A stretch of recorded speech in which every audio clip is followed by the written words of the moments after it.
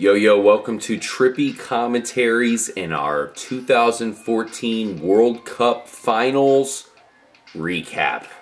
It was a pretty epic combination of teams that we had here in the championship game. Germany versus Argentina, a lot of history, and of course possibly the best player in the world, Leo Messi, on the big stage here. Could he pull it off for his team? Unfortunately, we'll go ahead and say it right off the bat, the Germans came out on top. They are the champions of the world. You got to give credit to them. They came out as one of the favorites to start it off there in the group of death, and they come out on top. Congratulations to them. I'm RJ here with K-Mac. What's going on? Yeah, the machine comes through. They defeat the epic Lionel Messi in Argentina. It was it was a pretty boring match in the sense of there wasn't a lot of goals, there wasn't a lot of exciting plays that went on, but I felt these two teams were pretty evenly matched. It went back and forth. Both defenses played amazing, and Germany ends up coming away at the end. Mark, before we kind of get into some of the specifics, what do you have to say right off the bat about this match? I have to agree with Kyle. I was actually expecting it to be a high-scoring game. So, when it came down and the defenses actually showed up to play for both teams, I was kind of shocked. Yeah, I mean, they both have really good defenses. Argentina especially has been really impressive so far, only giving up 3 goals up to this point. And I got to say, Messi looked really impressive right off the bat. He looked good. He did some really nifty moves out there, and you thought that maybe he could pull off getting a goal himself, just somehow getting a spark and be able to pull it off. But other than that early surge we saw from him and the rest of the Argentina players there, from that point on, I felt like Germany really controlled most of the game. Argentina had their chances here and there, but it was really Germany that controlled the game.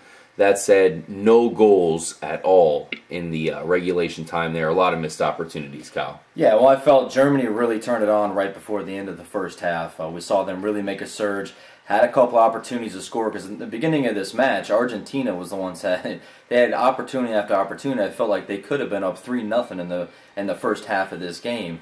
You had the offsides play, which was actually the first unofficial goal of the game. Yep. Called back on offsides, which to me, it looked like a bonehead play. I mean, he was way beyond the last defender there, just not really paying attention. And he had one before that, actually.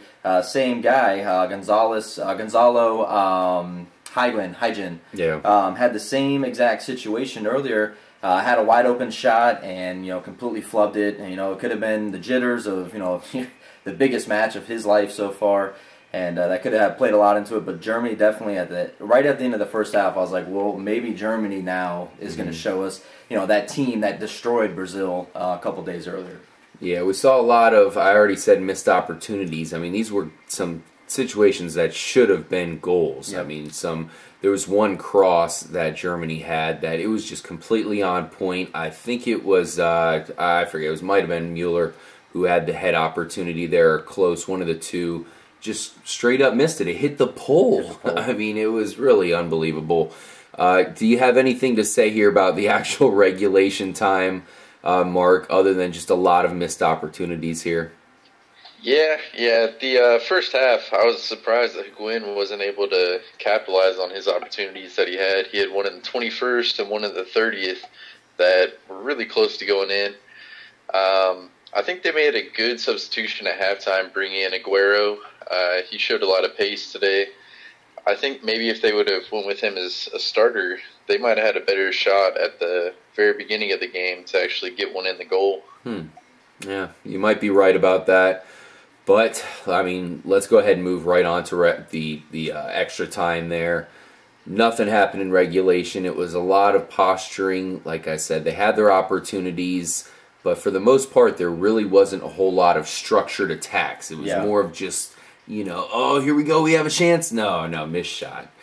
But in the extra time, Germany came through towards the end. I mean, it was already, we were all preparing for the penalty kicks here. And the super sub here, Mario Götze, I mean, he came through. Kyle, as soon as he came in, you were saying if anybody's going to come through, this is probably going to be it. Yeah, I mean, that's kind of what Germany's been doing lately. Obviously, Mario Götze comes in. He comes in and he replaced Miroslav Klose. Miroslav Klose, who Germany's all-time leading scorer, right? So this is kind of what they've been doing. Obviously, he's a little older, so later games, he knows that at that point that Götze is better than him in the game because he's got fresh legs, and he's a really talented player. I think he's only 22 years old. As soon as I saw him coming, I said, oh, here's their guy. This is what they've done. They've done it throughout the tournament. This guy comes in, makes things happen, and sure enough, comes through, catches an excellent cross right to the chest, and just plays it perfect with I think he kicks it. I don't think the ball even touched the ground. It was epic goal for, to put the nail in the coffin and bring home the championship or the World Cup to Germany. Awesome goal by Götze. Left-footed, excellent shot. I mean, picture perfect, Mark. What'd you think about that game-winning goal? Yeah, I mean, it was a beautiful goal. The volley playing off his own chest, it was ridiculous. Like, I still can't believe that he scored on that. Man, they got their chance and they fucking took advantage of it. Yeah, the young kid coming through you're on the biggest stage possible for a soccer player at that point. And for a 22-year-old to make the difference in the World Cup, that's saying a lot about the sport and the young talent that is definitely coming up through the ranks. Yeah, that's especially on a volley, dude. That's what just made it even more incredible. Yep. Mm-hmm. Yeah, this guy's a young buck, and man, scoring the goal at the 1:13 mark there towards the end, pretty much as clutch as you can get when it comes to a World Cup Finals game. And he has a lot of football ahead of him. This guy's going to be a hero back in Germany now. The machine's going to keep rolling, man. Now, we'd be remiss here, Mark, if I don't ask you about Messi. Here he is right here. What'd you think about his performance today? I think he played decent. I don't think he deserves all the hate that he's been getting since the game ended. I mean, he did have a couple chances where he barely missed the goal, but I mean, you're gonna have that. I mean, in soccer, you're gonna have times where you miss barely. I think the free kick at the very end of the game, the final shot that they had, I think they probably would have been better off to try and cross it in. He was way too far out to try and go for goal on that one, being like 26 yards out, and he definitely, obviously overkicked it.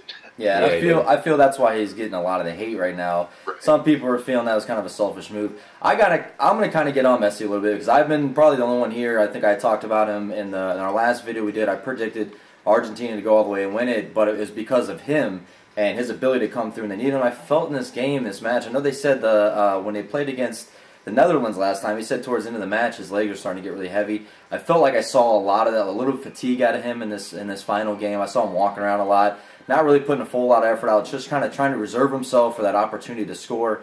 And I think when it came down to that penalty, the penalty kick, he's thinking, look, we haven't been able to do shit all match. I need to try to pull something out of my ass here, make an epic kick in order to get it in. And unfortunately, he hooked it. He shot it up high and didn't get any top spin on it, and that happens, man.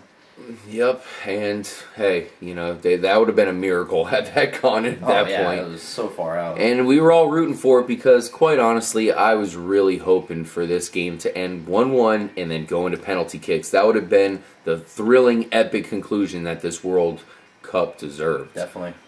Now, Germany fully deserves a championship here. I think, as I already mentioned, coming in, we thought that they might do this. They have possibly the best goalie in Neuer. They have a ton of offensive threats here. Guys they can bring off of the bench. Yeah, I mean, it's really an amazing team, an impressive team, and it's a great team effort by them. You don't have the one super stud. You certainly have a bunch of studs, but you don't have the one guy that stands out. Maybe the goalie, and he got another clean sheet in this game, fitting in for him. And Germany's the champs here, Mark. What can you say about that? They truly deserve it, and they might win it next time around in 4 years when we head to Russia. Yeah, they definitely did deserve it. I mean, they went through a tough Brazil team in Brazil and just humiliated them in front of their own home crowd. The one player that really stood out to me in this game didn't even score the game-winning goal. It was Schweinsteiger. Yeah. he definitely gave his all out there, and he was getting beat up and fouled constantly the whole game. Towards the end of the game, he had that bloody eye from taking a fist to the face. I mean, he was just all over the place today and definitely gave it his all, and I think he was a big reason of why they won. As a fan of both the U.S. and Portugal, I'm really proud that a team from the group of death has pulled this off. Really happy that it's Germany. I would have been happy either way because Argentina, they got such a rich history in soccer and, of course, football where they are. So it would have been great for that country had they won it. But Germany is a rightful place for the championship. That trophy is theirs. And, hey, we'll see if they can do it again. I mean, much like Spain, where they went on this rally of winning a ton of cups and all this, this could be Germany's time with all these players. They got the young guys. They got the veterans. I know Schweinsteiger's certainly getting old, but he should be around at least for some other events here in the next couple years, still doing his thing. That was a stunning goal there by Mario Götze. Congratulations to him. I can't wait to see if he can pull it off in some upcoming cups. You know, of course, the Gold Cup and World Cup to come. And we'll see what happens of that. Now, one thing you mentioned, the next World Cup in Russia. We don't like this, obviously, as Americans. In the time zone we are at here, with Russia obviously being there, I mean, our matches are going to be like at 4 o'clock in the morning. So one thing about that is going to be interesting to see, you know, the upcoming World Cup. You know, are we going to be staying up till 4 a.m. to watch these matches? That's a big deal, especially for, you know, the cable company that's going to cover it, Fox. This was pretty good timing here. A 4 o'clock championship game on a Sunday. We can all live with that. And that is one of the reasons why there was a lot of hype here in the U.S. All these times worked out perfect. It was right here in America, albeit South America. And it worked out perfectly for us. The next event here is going to be in Russia, which means there's a good chance that our U.S. team could be playing at 4 a.m. So for most of us, that means watching or recording at 4 a.m. We really don't have any other option. And with the hype that this World Cup had, the U.S. going into the next World Cup, people are going to be very optimistic. Oh, yeah. This might hurt it, the fact that it's in Russia. What do you think? I mean, do you think they can fight through that as, you know, the World Cup as a soccer and football community? Or do you think that's going to be a slight downgrade here for the next World Cup in 4 years, Mark? I think it might actually hurt it a lot. A lot of the hype this year, I mean, going into it, people were kind of optimistic, hoping that we can get out of the group of death, and we ended up doing that. So, of course, the hype's going to be even more there. So next year, I mean, yeah, you're going to have the hype going into it, but it's gonna all depend really on who we play. If we play some big-name teams, I think the hype can get started again. And if we start doing good, it'll continue. But I don't know if you're going to really have people waking up at 4 a.m. to watch the games. Yeah, it's rough. I mean, I feel you get a lot of people watching the replay, but I know for me and us, I mean, it's just not the same because we already know. I mean, somehow we're gonna hear about, you know, when I wake up in the morning, it's gonna be on my phone or somebody's gonna say, oh yeah, you know, the U.S. won, and so that aspect's gonna kind of stink. But I mean, I see it. I mean, you know, a lot of people on the other side of the country for this World Cup, they didn't get to watch their team at a 1 o'clock or 4 o'clock start time like we got to see here. So I mean, it makes sense for the rest of the world. It's just. Yeah, definitely for us here in America, it's going to definitely, I think it's going to hurt it a lot because, you know, 1 o'clock, 4 o'clock was great. The U.S. really doesn't need any negative aspect to soccer right now because, you know, it's a sport that really hasn't caught on here in America yet, and I felt it kind of had some steam going. Maybe if the next World Cup was, you know, played somewhere on our time zone, on our side of the earth, it'd be huge. Then, you know, it could have been that thing to kind of finally put the U.S. over in soccer and gain a lot more fans because I felt it had some pretty good steam rolling. So you know, I mean, who knows? Maybe in 4 years there'll be a lot more soccer fans. Hey man, when they bring the World Cup back to the U.S., that's going to be massive. Yeah. I have one more question for you, Mark. What did you think about this World Cup in whole? I hear a lot of people praising it. A lot of people said it was possibly the best World Cup yet, the 20th World Cup. What did you think as a whole of this year's tournament? As a whole, I loved it. You had the big upsets. We had the whole run with Chile. Like, that was crazy. No one ever thought that was going to happen. The run with Costa Rica, no one thought that was going to happen. And then, of course, you had the two best teams in the tournament make the final, which is what you always want to see. You want to see the best team win. You don't want to have, the refs play a big deal. I know the refs played a big part in the first couple games of the World Cup, but towards the end, I would say the referees did a great job. Yeah. So, I mean, overall, I loved it. And, I mean, I'm not happy that, Germany won. Wish the U.S. could have went a little farther, but, I liked it. Yeah. What do you think, FPS Kyle? Well, I thought it was a great World Cup. Like I said, just since we live in America, obviously, I really felt like this was the first World Cup that a lot of my friends were kind of interested in.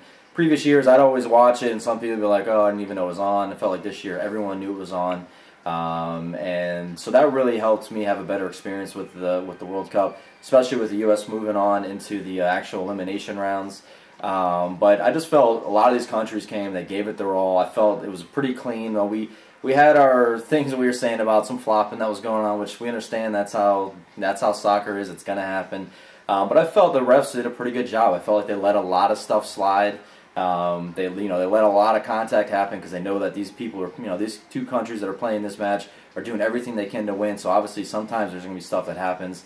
And so I felt the refs did a great job. Felt all the players did a good job. I think FIFA did a good job of putting on, there was a lot of early talk about how bad it was and they didn't have stuff ready, and I felt everything went flawlessly. I thought FIFA did a great job. I think they did a good job of showing, good sportsmanship. It was constantly, kind of thrown in our faces a little bit, but it's a good reminder because, especially in America, a lot of our sports, we wouldn't see these guys like, there's a lot of like, a lot of stuff going on between the games. Guy gets knocked down, another guy's there trying to help him up, like, good game, keep going, all that stuff. And we don't really see that in our sport, so it's kind of good.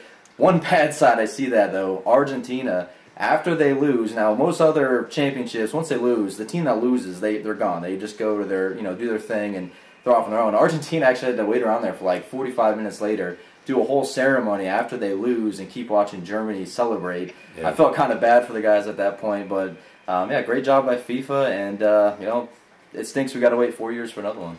Yep. One thing I do want to bring up, I agree with you guys. I thought it was a fantastic World Cup. It was good to see America, or the U.S., of course, actually do pretty well here. I mean, they finished just as good as Brazil when it's all said and done. Yeah. But the one blemish I have on this World Cup is Brazil. I kind of feel bad for him here that they lost Neymar. Neymar was their Messi, it was their Ronaldo, it was their guy. This guy people were touting as the next Pele, and as soon as they lost him, we know what happened. They went down in crushing fashion, in embarrassing fashion. So that's the one blemish I have. I would have liked to see Neymar get his shot there. It was really too bad that he got taken out of the equation, and unfortunately, Brazil did not react to that good as well. No. Everything else was fantastic. Hopefully, the U.S. continues to improve. I was very happy to see them do pretty well. And while watching the Germans celebrate, rightfully so, I just had that thought in my head, man. I cannot wait till the U.S. gets a chance to do this. The U.S. is the world champs. Yeah. It's probably going to be a long time, let's be real, guys. But when it does happen, it's going to be a great moment. It really will be awesome. Probably a better moment than any Super Bowl, any Olympics, anything like that can bring. A U.S. winning a World Cup championship, because nobody in the world thinks it can be done. That's for sure. Definitely not. I'm RJ for FPS Kyle. Take it easy, everybody, and stay trippy. Thanks for, of course, sharing your knowledge, Mark. And hopefully we'll bring you some more soccer coverage, more football coverage here at Trippy Commentaries, because Mark will be ready at all times. Right, buddy? For sure, and if you want to keep the soccer train rolling, we got the biggest rivalry in the MLS tonight with Seattle versus Portland in Seattle. So that's going to be insane, too. If you want to put it on, it's going to be on ESPN. Nice. Yeah, definitely check out the MLS, guys. It's growing. Back in the day, compared to the European leagues, it was, nowhere even close. Yeah. It's slowly moving up as far as importance in the soccer and football world. Thanks again for joining us, guys, especially you big soccer fans. We'll see you in the next time when we can get together and talk about footy. Later.